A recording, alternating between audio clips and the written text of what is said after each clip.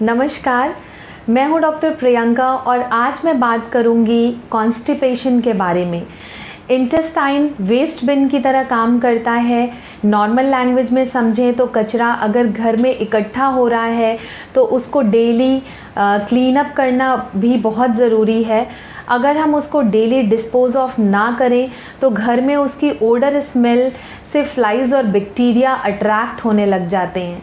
ठीक उसी तरीके से बॉडी के इंटेस्टाइन में जो कचरा इकट्ठा हो रहा है उसको क्लीन अप करना बहुत ज़रूरी है, अदरवाइज़ वो अट्रैक्ट करने लगेंगे बैक्टीरियाज़ को, जैसे घर में पड़े डस्टबिन पर फ्लाइज़ अट्रैक्ट होती हैं। इसलिए कॉन्स्टिपेशन की प्रॉब्लम को इग्नोर करना ठीक नहीं है। अगर हमारा डाइजेस्टिव ट्रैक्ट, पाचन तंत्र ठीक तरीके से काम करेगा तो हमारा शरीर निश्चित ही डिजीज़ फ्री रहेगा। कॉन्स्टिपेशन जड़ है बहुत सारी बीमारियों का। तो आज मैं बात करूंगी ऐसे टॉपिक के बारे में जिसके हर घर में मरीज़ हैं, जिसको कब्ज़ या कॉन्स्टिपेशन कहते हैं, जिससे स्टूल पास करते वक्त दिक्कत होती है। कुछ लोगों को कई बार स्टूल की अर्ज या डिज़ायर होती है, पर कई बार वॉशरूम जाने के बाद भी उनका पेट साफ़ नहीं रहता। कॉन्स्टिपेशन होता क्या है, इसके क्या साइन एंड सिम्टम्स हैं, क्या कॉजेज़ हैं और इसका होम्योपैथी में क्या बेस्ट ट्रीटमेंट है, इस पे चर्चा करूँगी मैं। मोस्ट इम्पॉर्टेंटली साथ ही साथ प्रिवेंशन भी बताऊंगी मैं कि कैसे आप कॉन्स्टिपेशन से दूर रह सकते हैं। कॉन्स्टिपेशन ये एक ऐसी कंडीशन है डाइजेस्टिव सिस्टम की जिसमें स्टूल को बाहर करने में डिफ़िकल्टी होती है। क्यों डिफ़िकल्टी होने लगती है? क्योंकि शरीर का जो बॉवल मूवमेंट है, पेरिस्टाल्टिक मूवमेंट है, वो डिस्टर्ब हो जाता है, प्रॉपर नहीं होता है। सिंपल लैंग्वेज में समझा जाए तो जो आंतें, इंटेस्टाइन है, अगर उसका मूवमेंट प्रॉपर ना हो रहा हो तो कॉन्स्टिपेशन की समस्या देखने को ज़्यादातर पाई जाती है। पेरिस्टाल्टिक मूवमेंट स्लो हो जाता है। अगर पेरिस्टाल्टिक मूवमेंट स्लो हो जाए जिसकी वजह से स्टूल काफ़ी टाइम तक इंटेस्टाइन में रुका रह जाता है, काफ़ी टाइम तक स्टूल इंटेस्टाइन में रुका रहता है, बॉडी पानी को सोखने लग जाती है। जब पानी ज़्यादा एब्जॉर्ब कर लेती है इंटेस्टाइन तो जो वेस्ट मटेरियल बचता है वो हार्ड हो जाता है। स्टूल हार्ड होने की वजह से उसको शरीर से बाहर जाने में तकलीफ़ होती है। इसी को कॉन्स्टिपेशन कहते हैं। लेकिन पहले ये समझना भी ज़रूरी है आखिरकार कब्ज़, कॉन्स्टिपेशन के नुकसान क्या हैं, कब्ज़ को कैसे ठीक किया जा सकता है। इन सभी सवालों के जवाब आपको मेरे इस वीडियो में मिल जाएंगे। कब्ज़ के लक्षण की बात करें, सिम्टम्स के बारे में बात करते हैं तो नंबर 1 कॉन्स्टिपेशन का बहुत इम्पॉर्टेंट सिम्टम स्टूल पास करने में तकलीफ़, ज़्यादा स्ट्रेन डालने पर रेक्टम वॉल से ब्लीडिंग भी हो जाती है। कॉन्स्टिपेशन की वजह से पाइल्स, फिशुला, फिशर जैसी बीमारी को बढ़ावा मिलता है। नंबर 2, इसके अलावा स्टूल पास करते टाइम थोड़ी मात्रा में स्टूल निकलना भी इसका एक लक्षण हो सकता है। नंबर 3, पेट दर्द, पेट में भारीपन, तनाव का महसूस होना। नंबर 4, पेट में ऐंठन लगना जिसको स्टमक क्रैम्प्स भी कहते हैं। नंबर 5, पेट फूला हुआ सा लगना और नौजिया महसूस होना। नंबर 6, भूख कम लगना। नंबर 7, बर्निंग इन एसोफेगस भी नोटिस किया जा सकता है। कब्ज़ के कारण की अगर बात कर लें तो कॉन्स्टिपेशन तभी होता है जब बड़ी आंत ज़रूरत से ज़्यादा पानी सोख लेती है।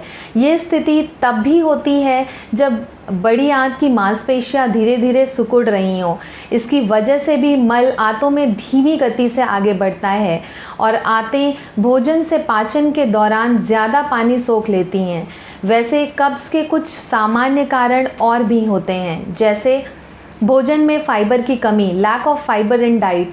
ऐसे लोग जो अपने भोजन में अच्छी मात्रा में फाइबर खाते हैं उन्हें ज़्यादातर कॉन्स्टिपेशन की प्रॉब्लम कम होती है। ये बहुत इम्पॉर्टेंट है कि आप अपने मील्स में फाइबर फूड जैसे फलों, सब्जियों और साबुत अनाज को ज़रूर शामिल करें। फाइबर से डाइजेस्टिव ट्रैक्ट ठीक से काम करता है और कब्ज़ से बचा जा सकता है। ज़्यादातर हाई फैट वाले खाद्य पदार्थ जैसे पनीर, मांस और अंडों में फाइबर कम पाया जाता है। सो avoid these things while constipation. Number 2, शारीरिक रूप से एक्टिव ना होना, फिजिकल इनएक्टिविटी। ऐसे लोग जो सीडेंट्री लाइफस्टाइल व्यतीत करते हैं, जिनको 8 से 10 घंटे बैठे रहने का काम होता हो।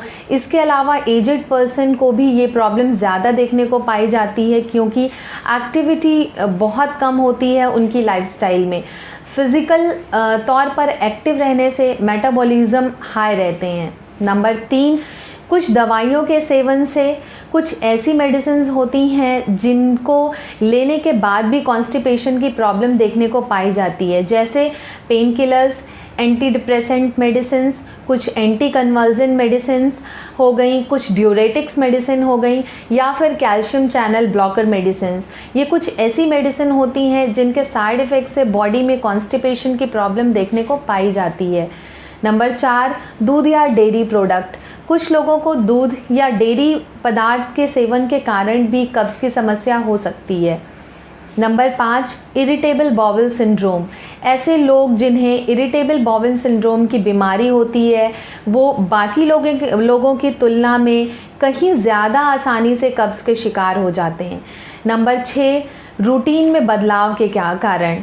ज़्यादातर जब रूटीन में चेंज होता है, बाउल एक्टिविटी भी डिस्टर्ब हो जाती है, जैसे ट्रैवलिंग के दौरान। इससे भी हमारे डाइजेस्टिव सिस्टम पे असर पड़ता है। इसके अलावा कई बार जब हमारे खान पीन, सोने जगने के समय में बदलाव आता है, तभी कॉन्स्टिपेशन की समस्या हो सकती है। नंबर 7, कब्ज़ की दवाओं के ज़्यादा इस्तेमाल से ओवर यूज़ ऑफ लग्जेटिव। कुछ लोग मानते हैं कि किसी इंसान को दिन भर में सिर्फ एक बार स्टूल के लिए जाना चाहिए, लेकिन ये सच नहीं है। हालांकि कई लोग इसे सच मानकर खुद से ही कब्ज़ की दवाओं का इस्तेमाल शुरू कर देते हैं। ऐसी दवाओं के सेवन से निश्चित रूप से शुरुआत में उन्हें फ़ायदा होता है, लेकिन धीरे धीरे उनका शरीर इसका आदी होने लग जाता है। लास्टली एक ऐसा टाइम आने लग जाता है जब ये सारे उपाय करने के बावजूद कोई फ़ायदा नहीं मिलता है।